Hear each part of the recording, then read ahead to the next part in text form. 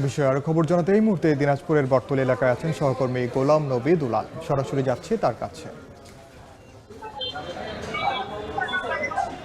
আমি এই মুহূর্তে একটি বটতলী ফিলিং স্টেশনে রয়েছি, যেখানে জ্বালানি তেল নিতে এখানে আমরা দীর্ঘ লাইন আমরা দেখছি। মোটর সাইকেল, ট্রাক রয়েছে, বাস, মিনি বাস, সব কিছু এখানে আপনার সকাল 11টা থেকে এরা দাঁড়িয়েছে আপনার তেল নেওয়ার জন্য। আমরা দীর্ঘ এই লাইন এবং এই তেলের যে জ্বালানির যে সংকট সেটা কিন্তু প্রতীয়মান হচ্ছে, কারণ আজকে দিনাজপুর জেলার মাত্র 11টি ফিলিং স্টেশনে তেল দেওয়া হচ্ছে এবং শহর থেকে এটি কিন্তু 7 কিলোমিটার দূরে। আমরা দেখছি শত শত মোটর সাইকেল তারা 11টা থেকে দাঁড়িয়েছে, অনেকে তেল নিচ্ছেন এবং মাত্র 300 টাকা করে তেল দেওয়া হচ্ছে।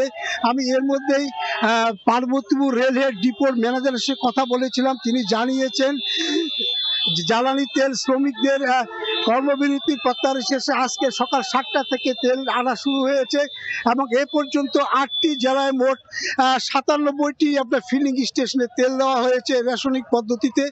আজকের এই যে তেল আপনার এই ফিলিং স্টেশন আমরা দেখছি এখানে পুলিশ মোতায়েন করা হয়েছে, ম্যাজিস্ট্রেট রয়েছেন এবং যারা এখানে তেল নেবেন তাদেরকে কিন্তু হেলমেট, চালকের লাইসেন্স এবং রেজিস্ট্রেশনের দেখাতে হবে এবং দীর্ঘ লাইন হলেও তারা কিন্তু তাদের প্রয়োজনের কাজে তাগিদে তারা এখানে তেল নিচ্ছেন এবং যে সংকটের কথা তারা বারবার বলছেন, বিশেষ করে মোটরসাইকেল বাইকাররা বলছেন যে 300 টাকার তেল দেওয়ার কারণে তাদের কিন্তু আপনার পোষাচ্ছে না।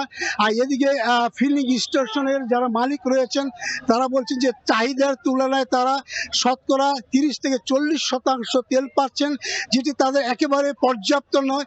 এই কারণে তারা কিন্তু একটা রীতিমতো হয়রানির সম্মুখীন হচ্ছেন। তারা আরেকটি বিষয় তারা বলেছেন যে তারা যদি প্রতিটি ফিলিং স্টেশনে তেল দেওয়া হয় তাহলে এই সংকট কিছুটা হলেও তারা নিরসন হবে বলে তারা আশা করছেন। তবে আমরা দেখছি যে সেই লক্ষণ আমরা দেখছি না, কারণ রীতিমতো আপনার তেল নিয়ে একটা যুদ্ধ শুরু হয়েছে। বিশেষ করে আপনার দেখছি যে মোটর সাইকেল যারা বাইকার তারা কিন্তু সবচেয়ে বেশি বিড়ম্বনার শিকার হচ্ছেন। তারপরে অভিযোগ রয়েছে অনেকে আপনার তেল মজুত করেছেন, ইতিমধ্যে অনেক জায়গায় কিন্তু নির্বাহী ম্যাজিস্ট্রেট আপনার মজুতকৃত তেলের জন্য জরিমানাও করেছেন।